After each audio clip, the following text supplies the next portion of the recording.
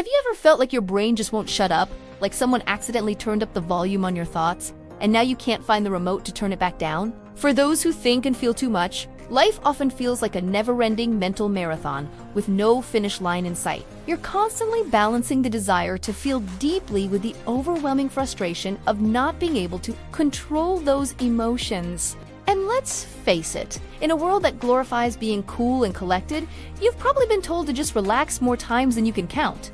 Doesn't it sting a little? What if overthinking isn't just about thinking too much, but rather a sign of your mind's attempt to find stability in a chaotic world? People with hyperactive minds aren't broken. They're just trying to process life at turbo speed, translating every potential scenario, risk, or interaction into an internal symphony of what-ifs.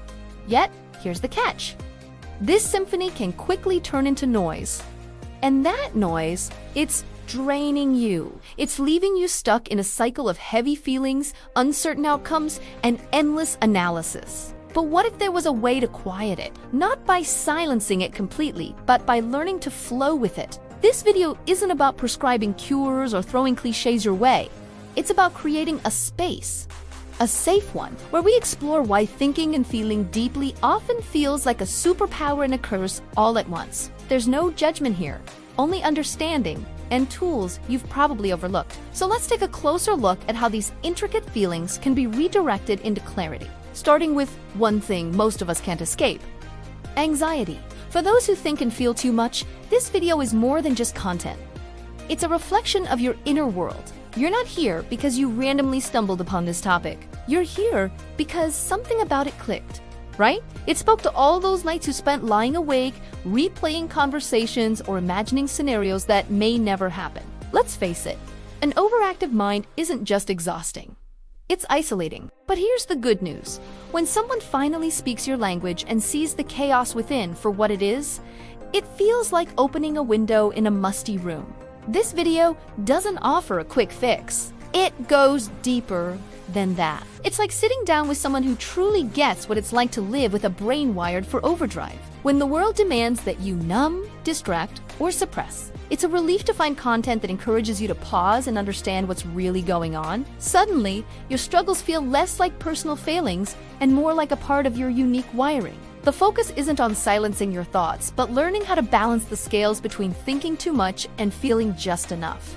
Most importantly, this kind of conversation becomes a lifeline, especially for those who may have tried everything to quiet their hyperactive minds. It's not about pretending the anxiety or overthinking doesn't exist. It's about meeting those feelings where they are and learning how to coexist with grace. Because, let's admit it, the world doesn't get easier for sensitive souls. But when we're equipped to navigate it, everything feels a little bit lighter. Now, here's where the plot thickens.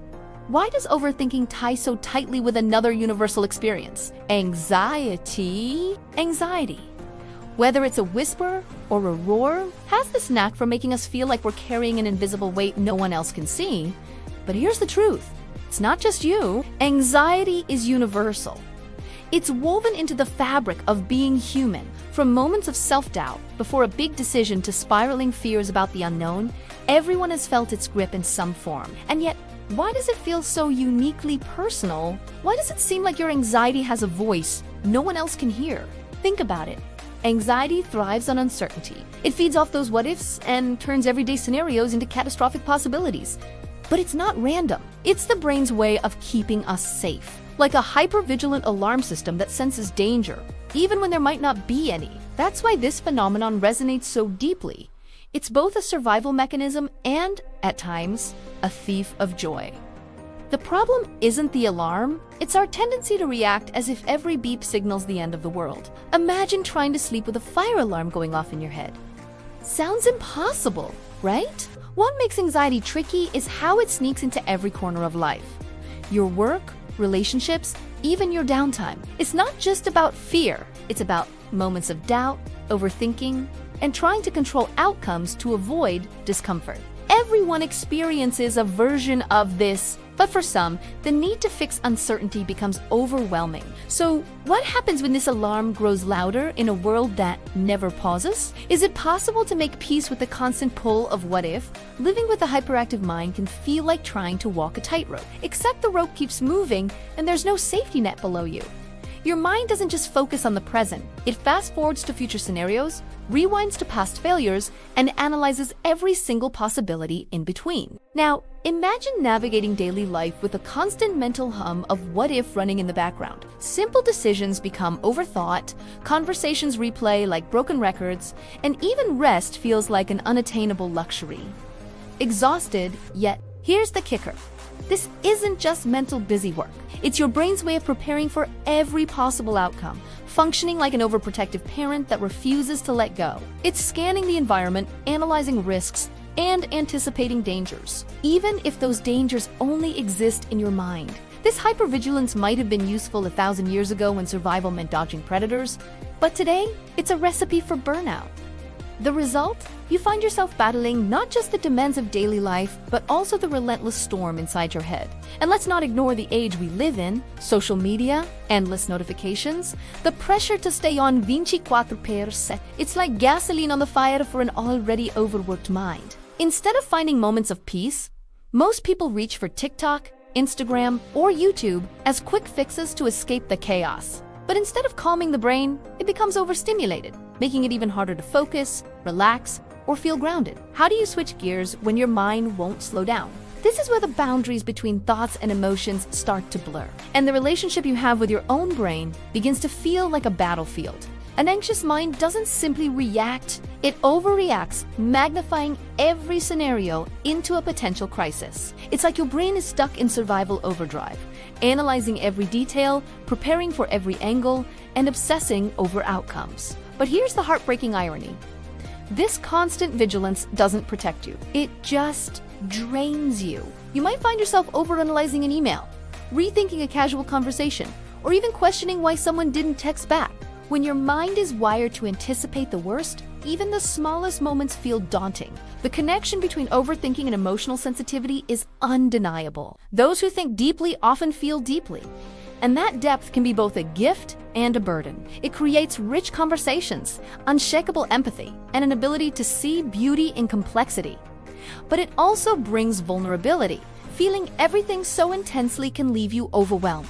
How often do you tell yourself to stop caring so much, only to realize it's impossible to disconnect from that part of you? You begin to wonder, is it your mind's pace or the world's that's out of sync? And there's the rub. Living in a world that moves faster every day only intensifies the challenges of a hyperactive mind. Social media bombards you with highlights from other people's lives, making you question your decisions. Work demands your full focus while your brain drifts to 1,000 other what-ifs. Even free time feels like a trap because your mind refuses to sit still. The anxious mind doesn't stop. It searches for understanding in a sea of uncertainty.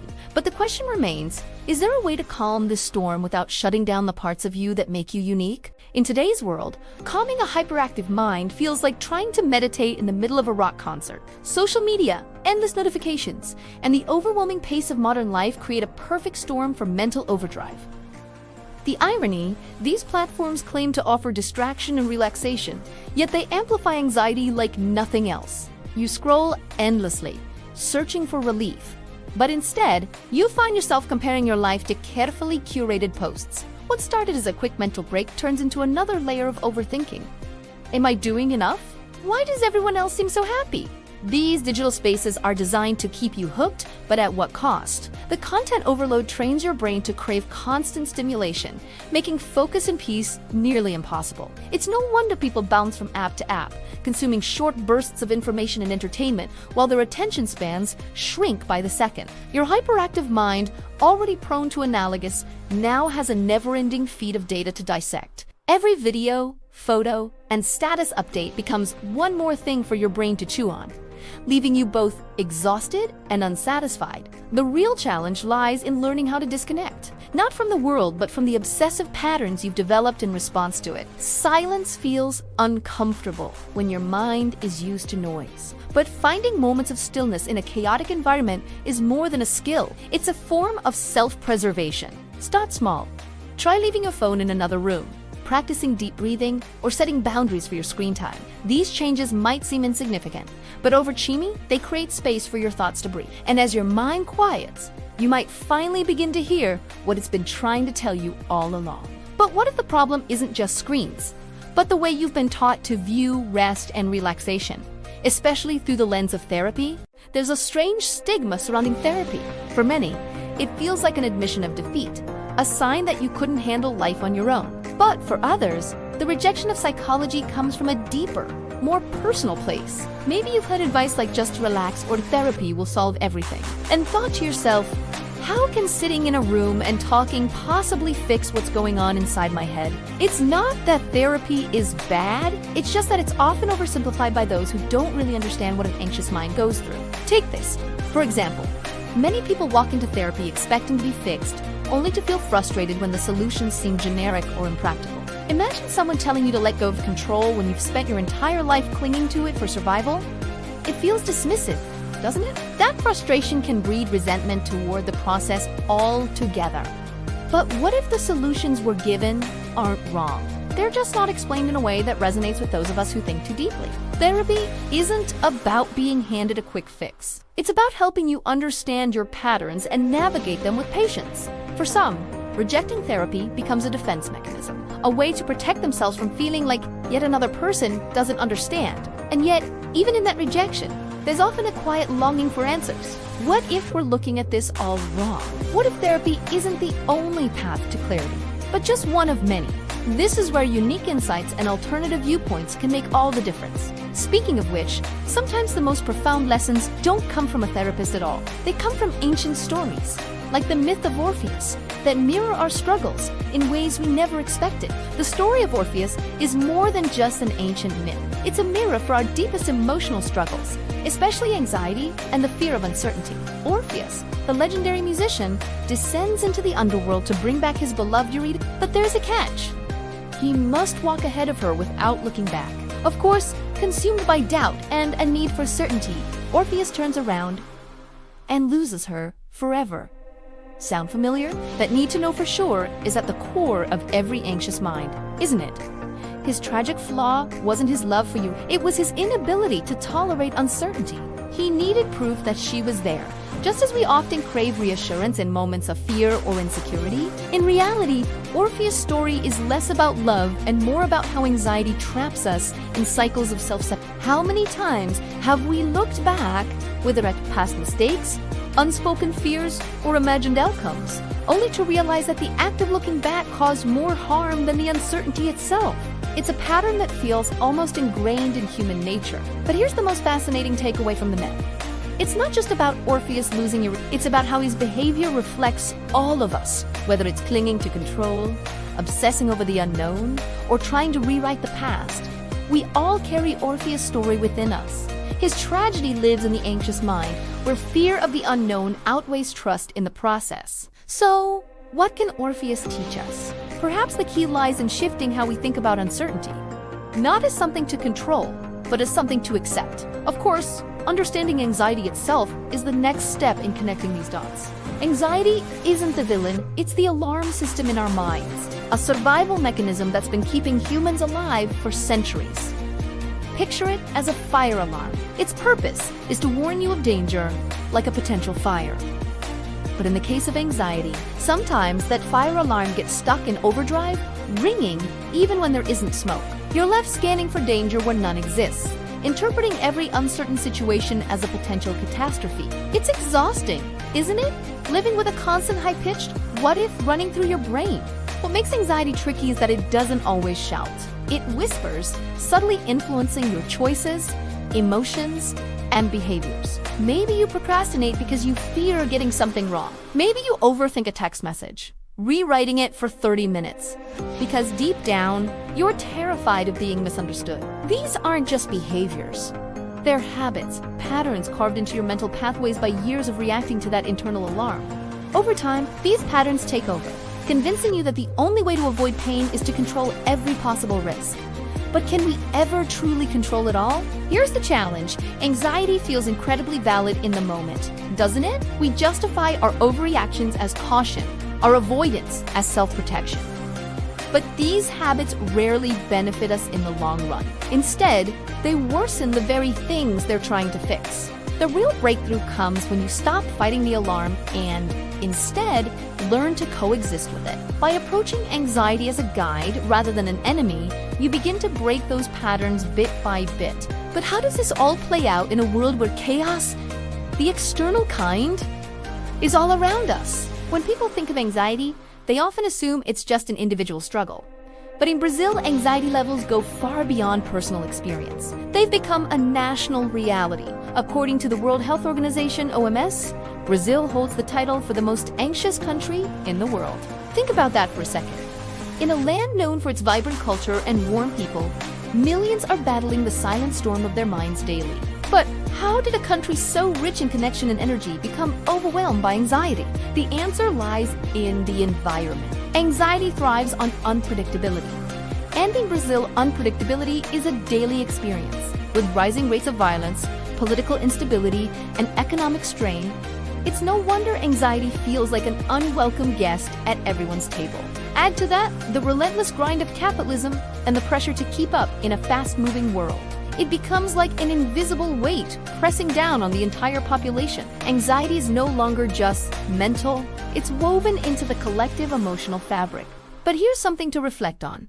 Is anxiety purely a product of external chaos? Or does it also stem from the way we react to that chaos internally? In Brazil, this duality, external chaos fueling internal storms, creates a cycle that feels impossible to escape. Yet, even in the midst of this reality, there are paths to inner peace. What if the key isn't to fight the world's unpredictability, but to learn how to flow with it? This raises an even bigger question. How does our relationship with control influence the way we manage anxiety in such a chaotic world?